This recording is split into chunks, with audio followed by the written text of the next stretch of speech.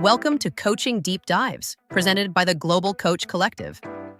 This is where evidence-based research meets practical application. Each episode transforms scholarly articles into dynamic discussions, examining the intersection of psychodynamic theory, organizational behavior, and practical coaching applications. Whether you're a certified coach, business leader, or curious learner, you'll discover how evidence-based coaching approaches can enhance performance and drive transformation. From exploring the psychodynamics of resilience to understanding culture-centric coaching models, this podcast bridges theoretical frameworks with real-world implementation. Imagine stepping into a boardroom filled with executives from 5 different continents, each bringing their unique cultural perspectives to the table. As a leader, your technical expertise suddenly takes a backseat to something far more crucial: your ability to navigate these cultural nuances effectively. Today, we're diving deep into cultural intelligence, or CQ, and how it transforms leadership in our increasingly interconnected world. I'm fascinated by how Dr. Michael Williams frames this concept.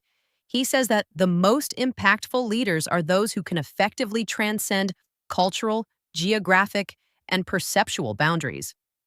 That really captures the essence of what we're discussing today: leadership that goes beyond technical skill to embrace cultural understanding. Absolutely. What strikes me is how the research quantifies this impact. Leaders with high cultural intelligence outperform their peers by 40% in multicultural settings. That's not just marginally better, it's a transformative difference. And when we consider that organizations report a 35% reduction in failed international assignments when leaders develop their CQ, the business case becomes undeniable. The article breaks down cultural intelligence into 4 dimensions, which I find particularly helpful. First, there's CQ drive, your motivation and confidence to engage with different cultures. Then CQ knowledge, understanding cultural frameworks and differences. CQ strategy involves planning for cross-cultural interactions. And finally, CQ action is about adapting your behavior appropriately in diverse contexts. It's a comprehensive framework that goes well beyond simply being respectful of other cultures. What I appreciate about this approach is how it moves us from theoretical understanding to practical application. Dr. Tammy Moser makes this point brilliantly when she says, "The magic happens in the reflection." Without guided reflection, experiences remain isolated events rather than building blocks of development. This highlights the critical role of reflective practice in developing cultural intelligence. That's such an important insight from Dr. Moser, and it connects directly to the article's emphasis on a holistic development approach. Simply sending leaders to cultural awareness workshops isn't enough. Real development requires self-assessment to uncover biases, knowledge building around cultural frameworks, experiential learning to practice these skills, and reflective integration to cement the learning. It's a comprehensive journey. Let me share a scenario that illustrates this. Imagine you're leading a global product launch with team members from Japan, Brazil, Germany, and India. In planning meetings, your German colleagues are direct and focused on efficiency, while your Japanese team members seem reluctant to challenge ideas openly. Without cultural intelligence, you might misinterpret the Japanese approach as lack of engagement or the German style as rudeness, when both are simply cultural expressions of collaboration. That's a perfect example of CQ in action. And the benefits extend beyond avoiding misunderstandings. The article notes that culturally diverse teams with culturally intelligent leadership experience 30% higher innovation rates. That makes intuitive sense. When people from different backgrounds feel valued and understood, they're more likely to contribute their unique perspectives, driving creative solutions. What's particularly compelling is how the article connects cultural intelligence to measurable business outcomes. Beyond the 40% performance improvement we mentioned earlier, organizations report a 25% improvement in multicultural team performance when leaders develop their CQ. These aren't soft benefits. They translate directly to bottom-line results. Exactly. And I think this is why forward-thinking organizations are now integrating CQ into their leadership metrics. It's no longer treated as a nice-to-have skill, but as a core leadership competency that can be measured and developed systematically. As the article suggests, leadership effectiveness can be directly measured against cultural intelligence progress. What stands out to me is the emphasis on self-assessment as the starting point. Before leaders can effectively navigate other cultures, they need to understand their own cultural biases and blind spots. As Michael Williams points out in the article, this self-awareness is fundamental to developing CQ. Leaders often think they're more culturally sensitive than they actually are, making assessment tools invaluable. That's a crucial point, and it connects to what Dr. Moser emphasizes about reflection being where the magic happens. Without that honest self-assessment and reflection, we can't identify our growth areas. I'm curious, how would you recommend coaches help leaders develop this self-awareness around cultural intelligence? I think coaches play an essential role in creating a safe space for this exploration. Uncovering cultural biases can be uncomfortable, but skilled coaches can guide leaders through this process with curiosity rather than judgment. They can also help leaders connect their cultural intelligence development to their broader leadership goals, making it more meaningful and relevant. The article also highlights the importance of experiential learning, actually practicing cultural bridging in simulated or real contexts. This reminds me of the concept that we don't develop muscles by reading about weightlifting. We have to actually lift the weights. Similarly, cultural intelligence requires practice, not just theoretical understanding. That's a perfect analogy. And just as with physical training, there's a progression to developing cultural intelligence. You start with awareness and knowledge building, then move to strategy development, and finally to action and adaptation. Each stage builds on the previous one, creating a comprehensive approach to CQ development. What I find particularly valuable about Tammy Moser's contribution is her emphasis on integrating these experiences. Without reflection and integration, cross-cultural experiences remain isolated events rather than building blocks for development. This is where coaching conversations can be transformative, helping leaders extract meaningful insights from their experiences. Absolutely. And when organizations invest in this kind of development, the returns are significant. Beyond the performance improvements we've discussed, there are intangible benefits like enhanced employee engagement and stronger stakeholder relationships. In essence, cultural intelligence becomes a competitive advantage in today's global business environment. The article also makes a compelling case for the tangible returns on investing in cultural intelligence, increased market share, and improved performance.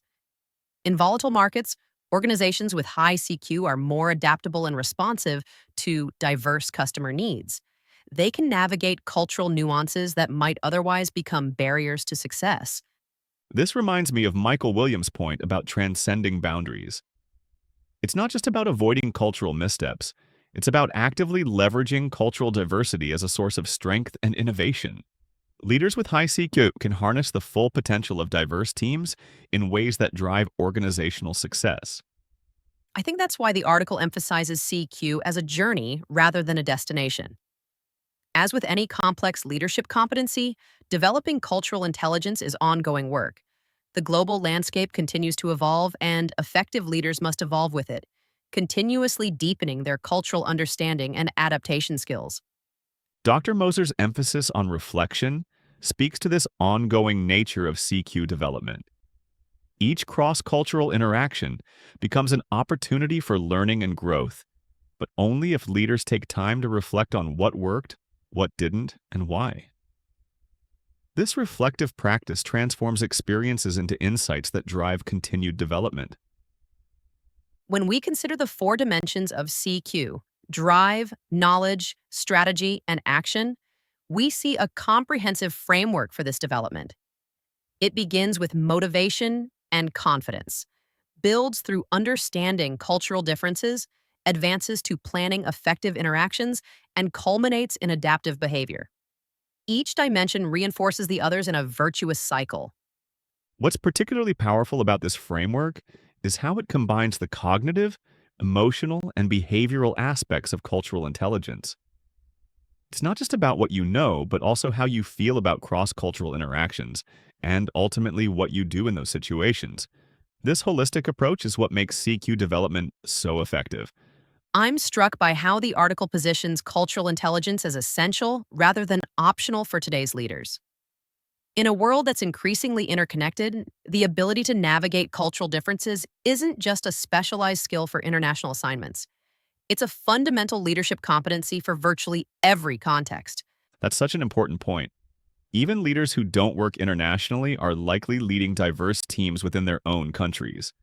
Cultural intelligence applies to these domestic diversity dimensions as well, navigating differences in generational perspectives, regional backgrounds, professional cultures, and more.